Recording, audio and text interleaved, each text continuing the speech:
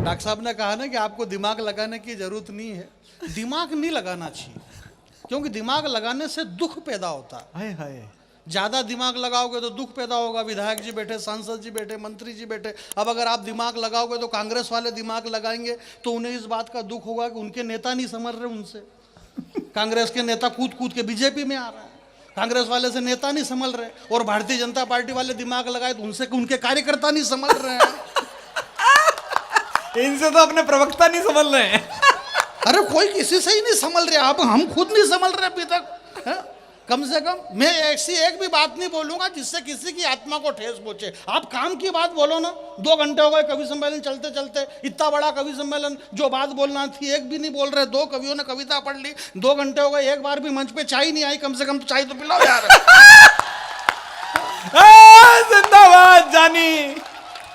भाई काम की बात करो, काम की बात करो। दिमाग लगाने से कोई मतलब नहीं है।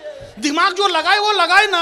आप ही के यहाँ का बेटा नरेंद्र दामोदर दास मोदी चाय वाला, ये लो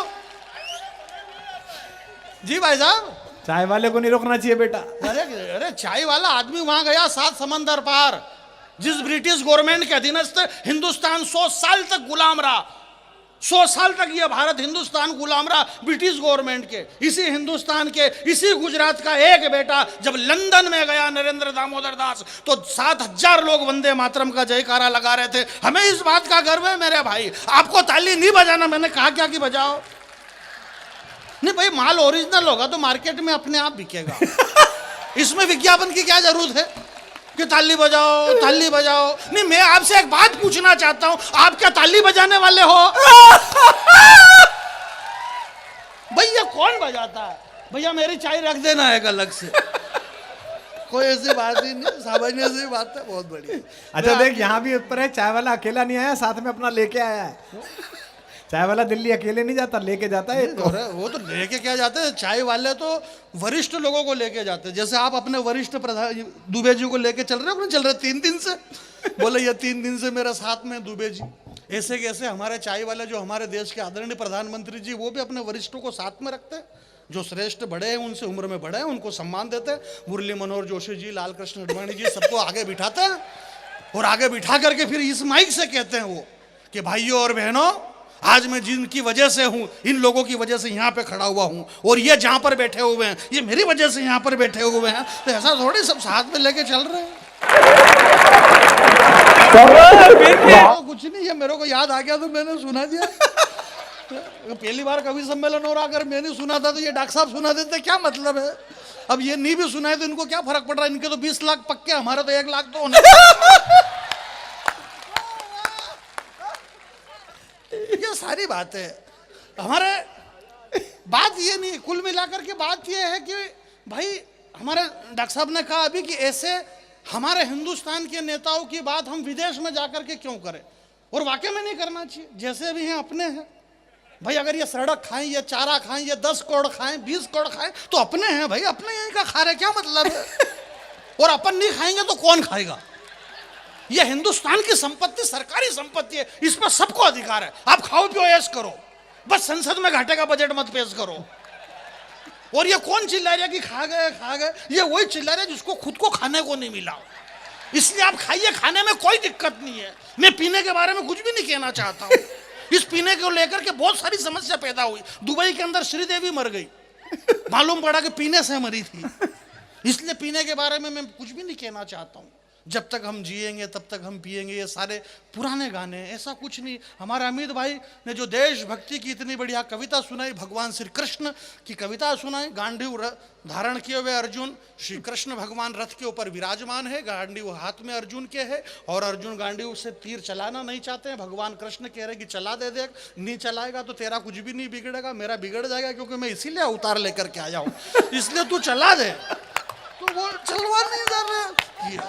बात कुछ नहीं। गीता वीता आप दुनिया के कोई से भी शास्त्र पढ़ लो, 18 पुराण पढ़ लो, 6 शास्त्र पढ़ लो, 4 वेद पढ़ लो, रामायण पढ़ लो, भागवत पढ़ लो, गीता पढ़ लो, दुनिया में कुछ भी पढ़ लो, उसका बस एक ही सार है कि जो आया है वो जाएगा, वो जाएगा, और जो जाएगा वो वापिस आएगा।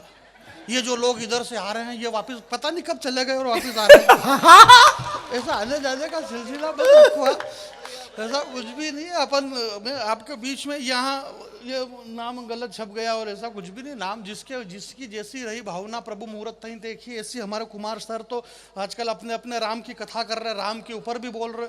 हमारी बहुत सारी माता बहनें, अहमदाबाद में मेरी बड़ी बहन रहती है, तो टेंशन में आ गई। बोले आ कांता बहन तुम्हें शू बताऊं? बोले शू? बोले आ मुंडो लटकाड़ी ने हूँ लेवाने बैठी। बोले आ कुमार विश्वास सर ने कथा उड़वाने हम मरवाने गई। बोले हूँ? बोले आ कुमार सर ने कीधो कि जिंदगी 4 दंडनी। बोले आ जिंदगी 4 दंडनी तो आ मुंडो लटकाड़वानी हूँ बात है। बोले आ मैंने 28 दिन नो टॉपअप लखाड़ी नाख्यो मोबाइल में। अब वो 28 दिन का टॉपअप बिगड़ जाए क्योंकि जिंदगी तो 4 दिन की। कुमार सर ने कहा अगले इनके माथे आगे बोलो जिंदगी कितने दिन की? बोले 4 दिन की। बोले मेरे 28 दिन की में से 24 रुपए का क्या होगा? अगला आदमी 1-1 रुपए का हिसाब लेना चाहता है। मेरे भाई मैं आपके बीच में एक बात कहना चाहता हूं। डिजिटल खिड़की का बहुत बहुत धन्यवाद, जो एक बड़ी कंपनी इस देश के अंदर राष्ट्रभाषा हिंदी, जो कि सिर्फ हमारी राष्ट्रभाषा ही नहीं है बल्कि हमारी माँ है, इस माँ राष्ट्रभाषा हिंदी को लेकर के पूरे देश के अंदर एक बड़ा मिशन इन्होंने बना रखा है। मैं डिजिटल खिड़की को प्रणाम करता हूं, जो यहाँ मोरबी जैसी जगह में पहली बार इतने विशाल लोगों की भीड़ में इतना बड़ा कवि सम्मेलन आपने करवाया। आप चाहते तो यहाँ पर और भी कुछ प्रोग्राम करवा सकते थे, किसी फिल्म स्टार को बुला सकते थे और कोई प्रोग्राम करवा सकते थे, परंतु आपने राष्ट्रभाषा हिंदी का कवि सम्मेलन करवाया है। इसलिए मैं राष्ट्रभाषा हिंदी की कविता की तरफ से आप सबको बहुत बहुत धन्यवाद ज्ञापित करता हूं। इसमें ताली बजाने की जरूरत नहीं है, दूसरे प्रोग्राम में पैसा और ज्यादा लगता है, ये थोड़ा सस्ता प्रोग्राम था। एक कविता मैं आपके बीच में सुना देता हूँ। इधर के सारे लोग बैठे हुए विराजमान, मैं डिजिटल वालों को बहुत बहुत धन्यवाद ज्ञापित करता हूं, बधाई देता हूं। डॉक्टर कुमार विश्वास सर का बहुत बहुत धन्यवाद कि आपके दर्शन करने का हमें सौभाग्य मिला। आप भी, हमारे भैया भी बहुत बड़े भावुक हो रहे थे, बोले हमारे छोटे से निमंत्रण पर देश के इतने बड़े कवि वशिष्ठ कुमार विश्वास जी और सारे बड़े कवि यहाँ पर आ गए। मैंने कहा आपको इतने भावुक होने की जरूरत नहीं है, इन्होंने जितने मांगे इतने आपने दे दिए तो ये आ गए, इसमें कोई नई बात थोड़ी नहीं है। आप पैसे देते तो सब आ जाते। ये हमारे अमित शर्मा जी देशभक्ति कितनी बड़ी बड़ी बातें कर रहे हैं, आप भी इनके 2000 रुपए कम कर दो, तू तड़ाके पे आ जाते हैं। क्या बात कर रहे हो आप? आदमी को यथार्थ में जीना चाहिए, जो सत्य क्या है उस सत्य पे जियो यार। बाकी फोगट की बातें सब ऐसा वैसा करने से कुछ भी नहीं है। और 2 घंटे से एक ही बात हो रही। बोले मोरबी में पहली बार कवि सम्मेलन हुआ, भैया कह रहे थे, बोले 370 हटी, 370 हटी। अरे भाई 370 क्यों हटी?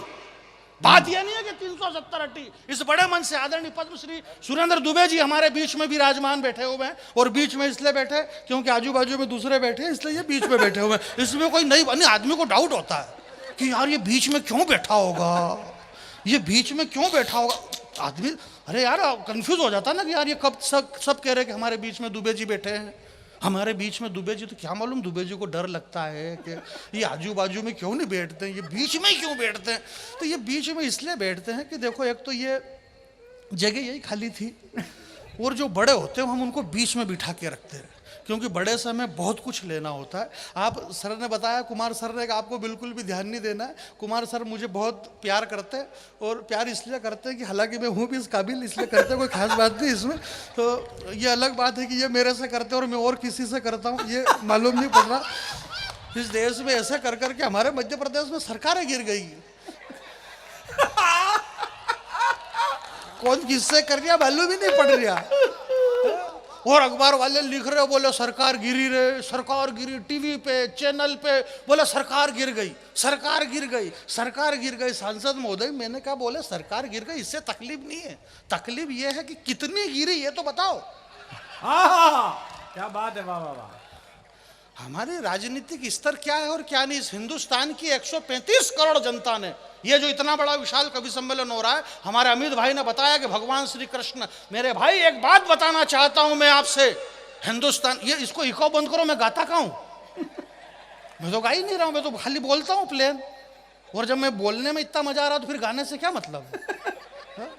गाना नहीं, रामधारी सिंह राष्ट्र कवि दिनकर जी ने कहा है कि गाकर, गीत गाकर किसी को रिझाने का मतलब गीत नहीं होता है, गीत का मतलब ये होता है कि वो जो गीत है वही गीत है। नहीं वो मतलब उसमें इतना लोट लेने के वो मैं भूल गया, दिक्कत ही है, बात ही है। कई बार क्या है कि मैं भूल जाता हूँ कि कौन सी कविता कहाँ से शुरू करना होती है।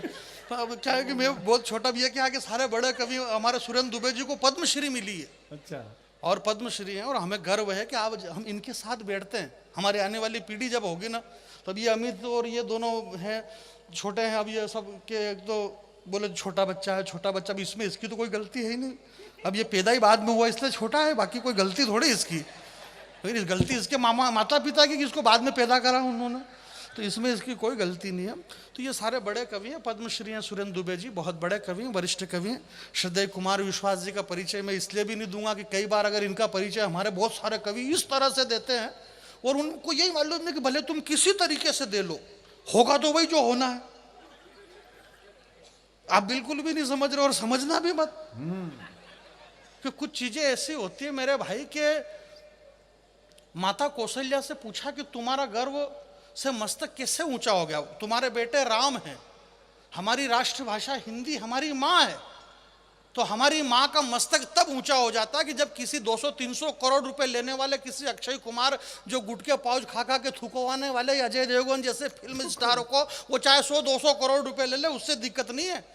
हमारी राष्ट्रभाषा हिंदी, हमारी माँ का मस्तक तब बड़ा हो जाता है, ऊंचा हो जाता है कि वो अपनी कोख से एक ऐसे बेटे को जन्म देती है जिसकी 4 लाइन किसी भी बड़े फिल्म स्टार के नशे को 2 मिनट में उतारने के लिए काफी है। ऐसे श्रद्धेय कुमार विश्वास जी जिन्होंने हिंदी भाषा को माँ तक पहुंचाया। एक बार पीछे तक मेरी आवाज जा रही है, हाथ खड़े करो पीछे वाले, बजाओ उधर से कैमरा घुमा देना, बज ऐश्वर्या राय, युक्तामुखी, लारा दत्ता और प्रियंका चोपड़ा। अच्छा, क्या गजब का बनाया मालिक ने तुम्हारा थोबड़ा। तुम सबके सब विश्व सुंदरी का खिताब जीती, पर सही सही बता ना तुम्हारे साथ क्या क्या बीती। ये संस्कार संस्कृति को क्या पैरों तले रोंदा गया, यूं ही मिल गया है क्या? हमारे भाई ने क्या, हमारे डॉक्टर साहब बता रहे थे कि ये जो पत्थर फेंक रहे हैं, मैं इस बड़े मंच से एक बड़ी बात कहना चाहता हूं। 4 पंक्ति पर आपसे ये नहीं कहूंगा कि आप ताली बजाना और हाथ खड़े करो और हाथ नीचे करो। आप हाथ खड़े करो, आपकी यहां से बांह फट गई, नुकसान किसका? भाई नुकसान आपका, इसलिए मैं नहीं कह रहा हूं। परंतु ये जो पत्थरबाजी हो रही है, नूपुर शर्मा के साथ ऐसा हो गया, उसने ये कह दिया, उसने ये कह दिया, मैं आपसे एक बात कहना चाहता हूं मेरे भाई कि ये मेरे पुराने प्यारे मित्र। वाह, ये मंच पहली बार, डॉक्टर साहब आप पहली बार ये कविता सुनेंगे, और अगर इसके पहले भी आपने सुन रखी है तो चेहरे के हाव भाव ऐसे बनाओ जैसे पहली बार सुन रहे हैं। नहीं, अपने को 100 प्रोग्राम करना है डॉक्टर साहब। हालांकि अलग बात है कि अपन सब में रहिए नहीं रहे, पर करना है अपने को सबको। ए मेरे पुराने प्यारे मित्र, आप पहली बार सुनेंगे सुमन जी। ए मेरे पुराने प्यारे मित्र, ऐसे कैसे बदल गया रे तेरा चरित्र, तू भूलने का इतना आदि कैसे हो गया है। पकड़ लेना पंक्ति साहब, तू भूलने का इतना आदि कैसे हो गया है, शायद तूने कुरान ढंग से नहीं पढ़ी इसीलिए जेहादी हो गया है।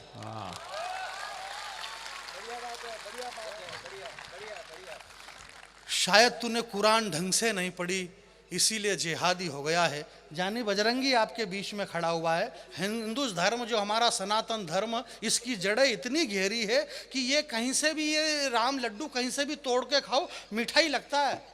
हमारे यहाँ जब शस्त्र हार जाता है, अमित भाई जो आपकी कविता को बधाई, जब शस्त्र हार गया, गांडीव हार गया, तो शास्त्र खड़ा हो गया कविता के रूप में। वो गीता लेके खड़े हो गए, जो दुनिया की पहली बड़ी कविता हुई। जब शस्त्र हारता है तो शास्त्र खड़ा होता है। जो बड़े लोग होते हैं वो बड़ा डिसीजन लेते हैं मेरे भाई। जब हनुमान जी रावण की लंका में गए, भूख लगी तो उन्होंने वृक्ष उखाड़े, फल खाए। रावण की लंका में रावण के सामने पेश किया गया। रावण ने कहा, बोले तुम ज्ञानियों में अग्रज हो, ज्ञानी नाम अग्र, तुमने गलती बहुत बड़ी करी है, सजा मिलेगी। बोले क्या सजा? बोले वन विभाग वाले तुम्हारे खिलाफ है। बोले क्यों? बोले तुमको भूख लगी थी तो फल तोड़ के खा लेते, ये वृक्ष उखाड़ने की जरूरत क्या थी? अशोक वाटिका पूरी तहस नहस कर दी तुमने।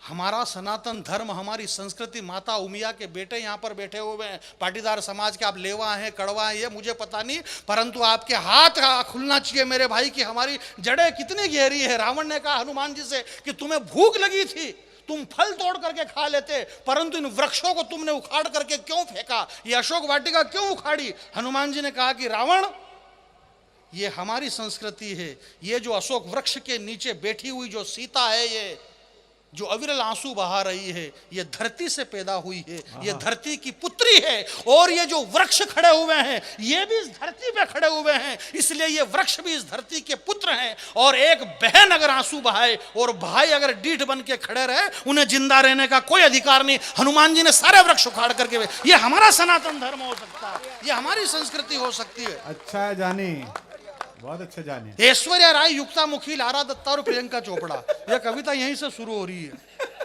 और ये जो बीच में बोल रहा था, इसका कविता से कोई लेना देना नहीं था, परंतु मेरे को डॉक्टर साहब ने पहले ही बोल दिया था कि 2 बच्चे नए हैं, इसलिए जानी बेरा की थोड़ा खींच देना। तो मैं प्रोग्राम को खींच रहा था, बाकी और कुछ भी नहीं। बीच बीच में ये बीच बीच में खींचना पड़ता है। हाँ। आपके गुजरात में खींचना बोलते हैं, हमारे मालवीय में, उधर मध्य प्रदेश में सूतना बोलते हैं, बहुत बुरी तरह से। ऐश्वर्या राय, युक्ता मुखी, लारा दत्ता और प्रियंका चोपड़ा, क्या गजब का बनाया मालिक ने तुम्हारा थोपड़ा। तुम सब के सब विश्व सुंदरी का खिताब जीती, पर सही सही बताना तुम्हारे साथ क्या क्या बीती। अरे ऐश्वर्या राय, तूने सिर्फ सुंदरी शब्द चुना है, विश्व सुंदरी का नाम तेरे बाप ने भी नहीं सुना है। विश्व सुंदरी का नाम सुनेगा तो अपने आप को भूल जाएगी, और विश्व सुंदरी का चरित्र सुनेगा तो तेरी आंखें खुल जाएगी। विश्व सुंदरी बनने के लिए जमाने से जूझना पड़ता है, और विश्व सुंदरी बनने के लिए धधकते अंगारों पे कूदना पड़ता है। विश्व सुंदरी तो वो चित्तौड़ की महारानी पद्मिनी थी, जिसकी सुंदरता के आगे तालियां कमजोर है आपकी।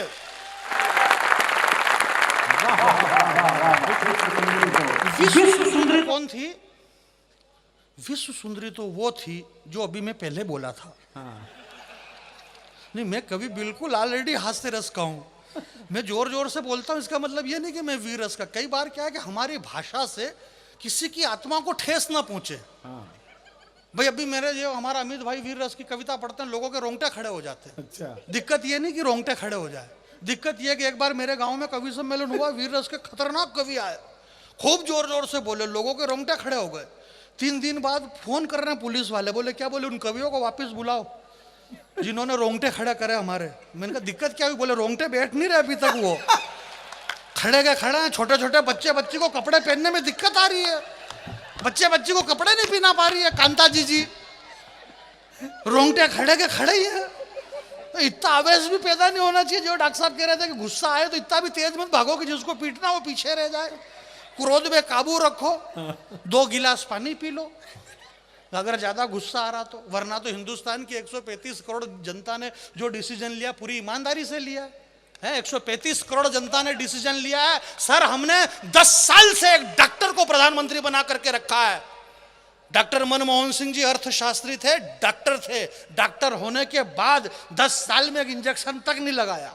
तो फिर एक चाय बेचने वाले को प्रधानमंत्री बनाया, उसने दे धड़ाधड़ ऑपरेशन पे ऑपरेशन, ऑपरेशन पे ऑपरेशन। अब अगर चाय बेचने वाला ऑपरेशन करेगा तो टांके तो गलत सुलत आ ही सकते हैं। बात ये नहीं है, बात ये है मेरे भाई के, बात देखो कुल मिलाकर के नेताओं के खिलाफ कविता पढ़ रहे हैं। अब इनको यही पता नहीं कि नेता खुद कवि सम्मेलन करा के पैसे दे रहे हैं। और कह रहे बोले नेता सड़क खा गए, ये चारा खा गए, ये 10 करोड़। भाई ये खा गए, इससे आपको क्या दिक्कत है? आप खुद का कॉन्फिडेंस बढ़ाओ ना खाने पीने का। ना खुद खा रहे हो ना दूसरे को खाने दे रहे हो। ये हिंदुस्तान की संपत्ति सरकारी संपत्ति है, इस पे सबको अधिकार है। आप प्रेम से खाइए। इस देश से नेताजी सुभाष चंद्र बोस चले गए, भगत सिंह चले गए, सुखदेव चले गए, चंद्रशेखर आजाद चले गए, राष्ट्रपिता महात्मा गांधी चले गए। ये क्यों चले गए? ये इसलिए चले गए क्योंकि इन्होंने कुछ भी नहीं खाया, इसलिए ये चले गए। इस देश में लालू यादव जिंदा है, सुरेश कलमाड़ी जिंदा है, राजा जिंदा, कन्नी मौजी जिंदा। ये क्यों जिंदा है? क्योंकि इन्होंने खाया है। जो खाएगा वो जिएगा, जो नहीं खाएगा वो मर जाएगा। इसलिए कोई दिक्कत नहीं, खाओ।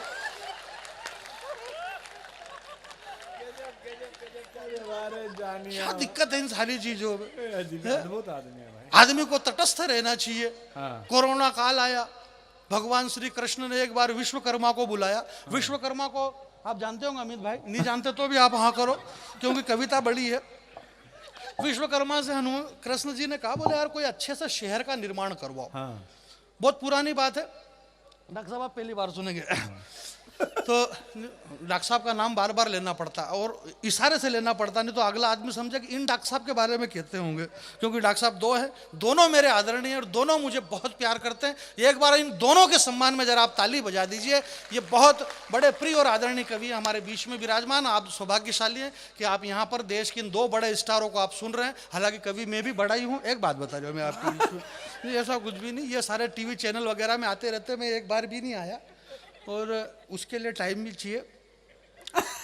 तो सारी बात है, यदा कदा मैं आता हूँ डिस्कवरी चैनल पे, तो रात की 12-1 बजे बाद आता है। मोदी जी गए थे डिस्कवरी चैनल पे, वो एक सांप और बिच्छू और सब खा जाता है, तो एक आदमी आता है डिस्कवरी पे, उसमें मोदी जी भी गए थे। बोले अरे और कितने खतरनाक है और इतने बड़े प्रधानमंत्री वाकई में पहली बार। बोले ये वो कर कुरा के आखिरी में उसने कहा, बोले यार आप की वाकई में पॉपुलरिटी, बोले तेरे को, बोले सामने देखो अब शेर आ रही है, बोले डरने की जरूरत नहीं है। मोदी जी ने उसको 2 टूक बात कह दी कि ये भले ही शेर है, इसने इसकी माँ का दूध पिया दिया, मेरा सामने चुनाव लड़के बता दे। शेर होगा तो इसके घर का होगा, क्या बिगाड़ लेगा मेरा ये, चुनाव लड़ तू पहले मेरे सामने है। हमारे यहाँ तो 500 साल पहले बाबा तुलसीदास जी ने 500 साल पहले लिख दी ये बात। सुनो मंत्री जी, मंत्री महोदय ये बात हमारे विधायक जी भी बैठे हैं क्या? यही विधायक है, यही मंत्री नहीं, वो तो है ही सही। विधायक का मतलब ही मंत्री होता है। विधायक का मतलब ये होता है कि एक ऐसी विधा जो आदमी में यकायक आती है, विधायक। तो वो विधायक हो जाता है। और विधायक, और जब ये विधा नहीं आती है तो वो फिर